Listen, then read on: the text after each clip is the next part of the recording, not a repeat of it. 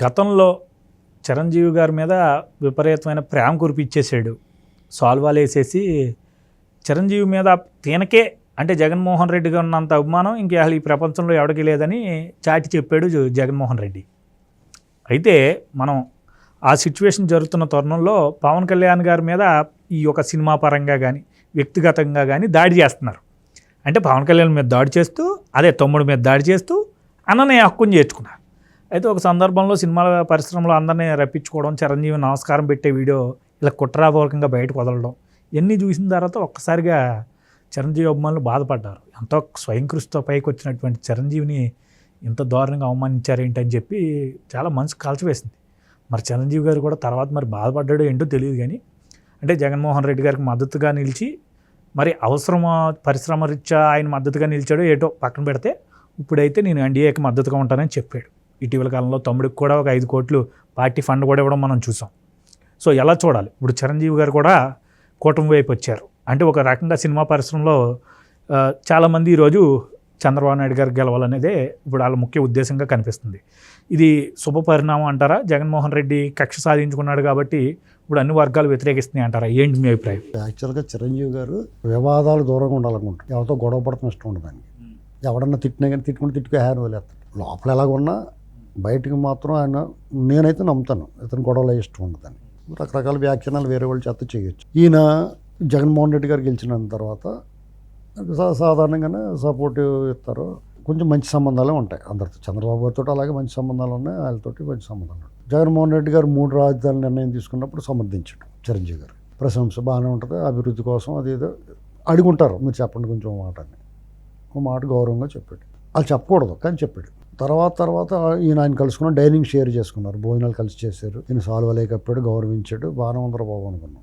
ఇంకో పక్కనే పోసాని మురళీకృష్ణ ఆయన చేత పవన్ కళ్యాణ్ గారిని పచ్చిబూతులు తిట్టించారు. వాళ్ళు ఈపి గోకమంటే ఇతను ఈపీ గోకాల ఎవరో పోసాని కృష్ణ మురళి ఇంకో చోట అక్కడ ఏలెట్టుకుని చూసుకుంటాడు. బూత్ కూడా తిట్టాడండి. అదే ఈపి గోకమంటే ఈపి గోకుండా ఇంకో చోట ఏలెట్టు వాసన చూసుకుంటాడు అతను. అలాంటి మనిషి. ఇక అతనికి ఉసుకో అంటే ఇక అతను మీదపడి కరిచేస్తాడు, అరవమంటే కరుస్తాడు అన్నమాట. అలా చేశాడు. అలా చేయకూడదు, కరెక్ట్ కదా. అతను ఇండస్ట్రీకి సంబంధించిన మనిషి. నీకు ఎంత కోపం వ్యక్తిగతంగా నీకు పవన్ కళ్యాణ్ నీకు ద్వేషం అకారణంగా. సపోజ్ ఏ పవన్ కళ్యాణ్ గారు అన్నా పోసాని కృష్ణమురళి నేను విమర్శించుంటే విమర్శకి విమర్శ అది కూడా సభ్యతాయుతంగా పద్ధతిగా ఉండాలి. దాన్ని మించిపోయి నువ్వు ఎలా అతను మాట్లాడిన తీరు చూస్తే నాకు పవన్ కళ్యాణ్ గారితో కానీ వాళ్ళ కుటుంబంతో కానీ లేకపోతే సినిమా ఫీల్డ్ మాకు ఏం సంబంధం లేని వాళ్ళు నాకు మనసు చూపుకుంది. ఆయన మామూలుగా పవన్ కళ్యాణ్ గారు అంటే ఎంతోకొంత సాఫ్ట్ కార్నర్ అభిమానం ఉంది నాకు. అయినా మరి నాకు ఇంకా ఎక్కువ కోపం వస్తుంది కదా. అలాగా హార్డ్ కోర్ అభిమానులు ఉంటారు వాళ్ళకి. నేను వయసులో పెద్దోండి కాబట్టి మన సమయం ఉంటుంది. ఆ పిల్లలకి ఎంత కోపం వచ్చేది వాళ్ళకి రగిలిపోతూ ఉంటారు కదా. నువ్వు అలా ఎంత రెచ్చగొట్టాలి? నీకేంటి అవసరం? పైగా కులం పేరు చెప్పుకుంటావు, నాకు ఫీలింగ్ లేదంటావు. ఈ ఫీలింగ్ లేనివాడు కులం పేరు ఎందుకు చెప్పుకుంటావు? నువ్వు చెప్పుకోకూడదు. తెలివితేటలు అంటే డ్రామా అన్నమాట. అంటే వాళ్ళు అలాగే ఏడుతున్నారు కులం మీద పడి. నీకేం రోగం? ఆ పరిశ్రమలో ఆ కులం వాళ్ళు పెట్టిన ఫుడ్ తిని బతికినోడు వీడు. తిన్నావో తినలేదో, తింటే ఇప్పుడు తిన్నా చేతినే కరుతాం అలవాటు అది కాబట్టి అది పట్టించుకోకూడదు. నువ్వు ఆ కులం పేరు చెప్పు, నేను ఆ సామాజిక వర్గం చెప్పుకుంటా, చెప్పుకుంటూ అనవసరం కదా. ఇదొకటి. అలాగే సినిమా టిక్కెట్ల విషయంలో పవన్ కళ్యాణ్ గారిని టార్గెట్ చేసి ఇష్టమైనట్టు చేసాడు. రేట్లు సడన్గా తగ్గించేసి చాలా పేదవాళ్ళు సినిమా చూడకపోతే కంప్లైంట్ పోతాయా? 5 రూపాయలు పెట్టాడండి. అదే వాళ్ళకి ఏమైనా కంప్లైంట్ పోతాయా చూడకపోతే సినిమా?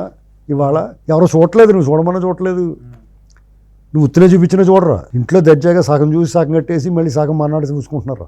ఓటీటీ టీవీలో వచ్చేస్తున్నాయి ఇప్పుడు అన్ని సినిమాలు. ఎవడ పట్టించుకోవట్లేదు. సిరీస్లు అలాగే చూస్తున్నారుగా అందరూ. సిరీస్ ఏంటి, సినిమాలు కూడా ఇప్పుడు చూస్తూ ఉంటాం. ఒకసారి సినిమా థియేటర్లు అంటే పోతాం ఉండదు. పక్క మార్చేయచ్చు కదా. ఇది అక్కడే కట్టేసినట్టు ఉంటుంది. ఆత్మానులు ఎగుతుంటే పక్కడు సిరగపడతాడు, అందుకని నీకు చచ్చినట్టు చూడాలి. ఇలాగ అన్ని సౌకర్యాలు ఉన్నప్పుడు నువ్వేదో ఉద్ధరించానని చెప్తావు, తల్లి కూడాడుతో ఊరికి ఉపకారం అన్నట్టు చెప్తాడు. నచ్చపోతాడు మానేస్తారు. రేట్లు నువ్వెవడం నిర్ణయించడానికి. సర్టెన్ ఎక్స్టెంట్ నువ్వు ఆ ప్రోడక్ట్ తయారు చేసే వాళ్ళు లాభం అబ్నార్మల్గా వేసుకున్నప్పుడు తప్పు రాబాయి అని చెప్పచ్చు, కొరడా చూపించవచ్చు. అంతేగాని వాళ్ళు మట్టం అయిపోయేలాగా ఇప్పటికే థియేటర్లన్నీ కళ్యాణ మండపాలు అయిపోయినాయి. రకరకాలుగా అమ్మేసుకుని వాళ్ళు షాపింగ్ కాంప్లెక్స్ కట్టేసుకుంటున్నారు. ఆ మినిమమ్ ఆ ఇండస్ట్రీ మీద అనేక మంది బతుకుతారు. ఆ థియేటర్ మీద 3 మంది బతుకుతారు. వాళ్ళందరూ కడుపు కొట్టి అతను చూసాడు. తర్వాత మళ్ళీ మార్చేసాడు. పోనీ అదైనా స్టాండర్డ్గా ఉండిచ్చావా? ఏంటంటే దాని ఉద్దేశం ఏంటి, పవన్ కళ్యాణ్ గారు ఇలా కొంతమంది టార్గెట్ చేయడానికి. గతంలో ఏమైనా సక్సెస్ సాధించావు వీళ్ళు ఏం లెక్క చేయరండి, బాలకృష్ణ గారు కానీ పవన్ కళ్యాణ్ పోరా అన్నారు. నాని గారు కూడా లెక్క చేయలేదు, ఆ కుర్రోడు నిఖిల్ ఇలాంటి ఎవరు లెక్క చేయలేదు. రామ్ కానీ అనుకున్నారు, డోంట్ కేర్ అన్నారు. అయితే గతంలో చిరంజీవి మీద గుడ్లతో కూడా వీళ్ళు నానే అనుకుంటా దాడి చేయించింది, అవి ఏమి అసలు బయటికి రానివ్వరు వీళ్ళు. అలా కదండి, అవి మాట్లాడరండి. టీడీపీ మీద అయితేనే ఏడిసి యాదవులు కూడా ఎడుతారు, వీళ్ళ మీద మాట్లాడరు ఎవడన్నా. సెలెక్టివ్ అమ్యునేషన్ అంటారు దాన్ని. ఇప్పుడు ముద్రగడ్డ గారు కూడా ఏమి తెలియదు, ఆయన మరీ అండీ గారు, ఆ అండీ గారు కూడా ఏం మాట్లాడ్డా.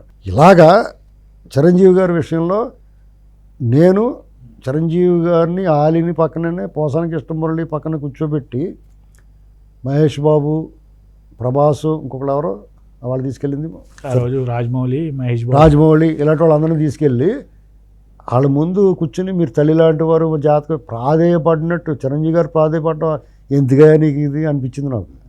అది ఇంటర్నల్గా జరిగిన దాన్ని రికార్డ్ చేసి బయటకు వదిలేరు. అంటే అతని స్థాయిని తగ్గించడానికి చూడు మా బాస్ మా ఓడి దగ్గర మీ ఓడి సూపర్ స్టార్ అలాగా మెగాస్టార్ అలాగ లొంగిపోయాడు అని చెప్పడంగా ఎవరికి ఎవడు లెక్క చేస్తాడో పోరా అంటున్నారు. ఇప్పుడు పృథ్వీరాజ్ కూడా నిన్ను ఏమంటున్నాడు అనేస్తున్నాడు, పంచులేస్తాడు ఆది అని జబర్దస్త్లో. వాళ్ళందరూ వచ్చి నీ మీద పంచులేసి పడేస్తున్నారు. అసలు ఎవరు లెక్క చేస్తున్నారు? నీ స్థాయి శాంతి స్వరూపం ఇలాంటి వాళ్ళు అందరూ తిరిగి అతని ప్రచారంలో ఇప్పుడు రమ్మను. ఇప్పుడు ఎవరు వస్తారు? నీ పని అయిపోయిందయ్యా, ఊరికే మెదలకుండా కూర్చోవాలి. చిరంజీవి గారి విషయంలో వాళ్ళ తమ్ముడు ఖచ్చితంగా వాళ్ళ తమ్ముడు పార్టీ పెట్టాడు, ఆయన రాజకీయాల్లో ఇంట్రెస్ట్ లేదు, రాజకీయాలు విరమించుకున్నా వాళ్ళ తమ్ముడు మద్దతు ఇస్తాడు. ఓపెన్గా ఇచ్చినట్టే అతను లేకపోతే ఇంటికి కాకేసి చెక్ జైల్లో పెట్టలేడా, బయటకు ఓపెన్గా చెప్పాడు కూటమి మద్దతు ఇస్తున్నాను అన్నాడు. అలాగే వాళ్ళకి కావాల్సిన ఫ్రెండ్స్ గురించి సీఎం రమేష్ గారు ఇంకొక ఆయనకి పంచకాల రమేష్కి చెప్పాడు, వాళ్ళ కూటమికి మద్దతు ఇవ్వాలి, వీళ్ళిద్దరు నాకు బాగా కావాల్సిన ఫ్రెండ్స్ అన్నారు. రేపు ఏం చెప్తాడంటే కూటమికి టీడీపీకి వీళ్ళందరికీ ఓట్లు వేసేంటారు బాబు, ఇది దొంగోడు అని చెప్తాడు.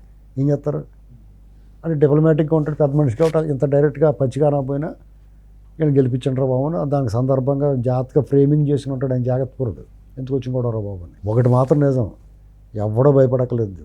సినిమా ఇండస్ట్రీ అందరూ కూడా రగులుతూ ఉన్నారు. సినిమా ఇండస్ట్రీ కాదు, అన్ని ఇండస్ట్రీలు ప్రజలందరూ కూడా రగులుతూ ఉన్నారు. ఇతను ఎలాగ రాడు అనేటువంటి కన్ఫర్మ్ అయింది కాబట్టి ప్రజలు ఫస్ట్ వాళ్ళు తెలుపుతుంది, బయటకు వచ్చి మాట్లాడుతున్నారు, ఒక్కొక్కళ్ళు వచ్చి మాట్లాడతారు. గతంలో ఇతను వెనకాల 300 మంది ఉన్నారు, మెట్ల దగ్గర కట్టల పాములు, ఉపసం, ఆయాసంగా వీళ్ళందరూ వచ్చి మాట్లాడారు. ఇప్పుడు ఎవరు మాట్లాడుతున్నాడు? ఆ డబ్బులు తీసుకున్న వాళ్ళు ఒకళ్ళే మాట్లాడుతున్నారు. ఆత్మ ప్రేతాత్మ, ఆత్మ ఇప్పుడు అలాగా కాంగ్రెస్ పార్టీ గట్టిగా తిరుగుతుంది, ఆత్మ ఏం ఓవర్ యాక్షన్ చేయడం లేదు.